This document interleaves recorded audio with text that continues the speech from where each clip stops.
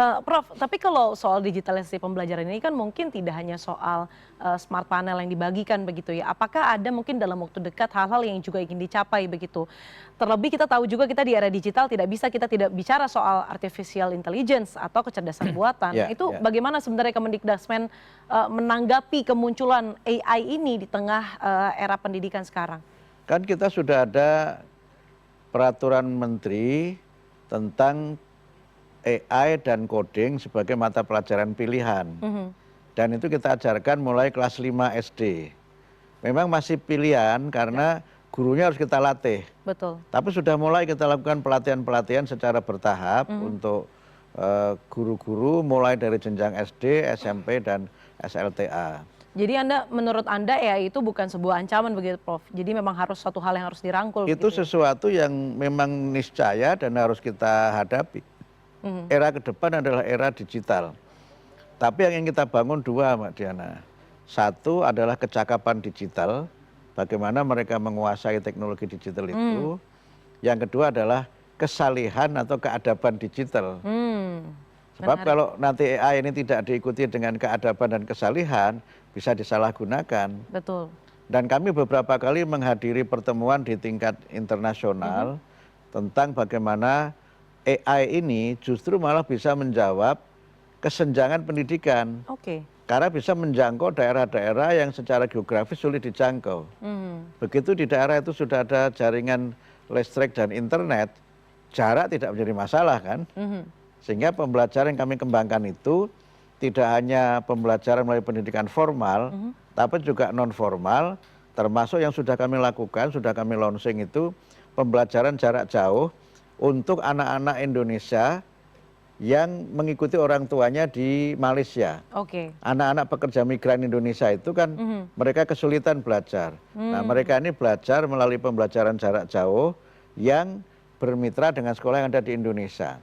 Jadi kurikulum yang diajarkan itu kurikulum Indonesia melalui pembelajaran jarak jauh, supaya nanti ketika mereka selesai, ijazah mereka itu tidak bermasalah.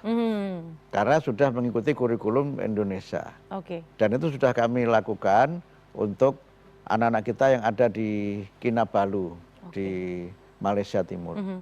Artinya kalau saya bisa tarik benang merahnya begitu ya Prof, kalau kita bicara soal digitalisasi pembelajaran, dan mungkin orang-orang tua di sini sedang menonton begitu, ini rasanya pendidikan anak saya di era digital ini mau dibawa kemana ya Prof? Apa sih Prof benang merahnya Prof? Ya sebenarnya yang menjadi visi presiden begitu dan juga visi Anda. Ya kan saya sering mengatakan bahwa dengan pendidikan bermutu untuk semua, maka anak-anak Indonesia itu dimanapun mereka berada, apapun keadaan ekonominya, apapun keadaan fisiknya, bagaimanapun keadaan intelektualnya, mereka harus tetap mendapatkan haknya sebagai warga negara. Karena itu maka kami sekali lagi memperkuat tidak hanya paradigma schooling, tapi paradigma learning. Nah kalau paradigma learning itu sekarang sudah mulai banyak Mbak Diana yang belajar dengan homeschooling.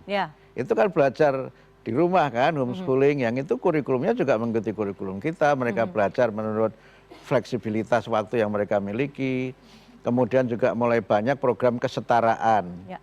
Program kesetaraan ini bukan program kaleng-kaleng ya, kami ada standar untuk pendidikan kesetaraan itu, yang mereka juga pakai kurikulum kita, cuma karena mungkin mereka bekerja atau punya profesi-profesi tertentu yang tidak memungkinkan dia itu hadir di sekolah formal, maka kita berikan opsi belajar di program-program kesetaraan.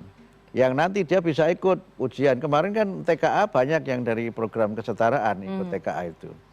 Dan mereka ini terdaftar resmi di Dapodik dan mendapatkan dana BOS juga untuk mereka belajar itu. Artinya justru di era digital ini semua anak-anak bisa dipermudah, bisa tapi tidak dengan kualitas yang sama begitu ya Prof ya, tetap untuk bisa mendapatkan pendidikan atau menjadi hak mereka begitu ya. Jadi bukan pendidikan istilahnya buangan atau pendidikan kaleng-kaleng, tapi pilihan cara. Karena itu di dalam undang-undang kan disebutkan jalur pendidikan itu ada formal, informal, dan non formal. Nah, semua jalur ini kita kembangkan untuk memastikan atau mengusahakan semaksimal mungkin agar semua anak Indonesia bisa mendapatkan pendidikan yang bermutu.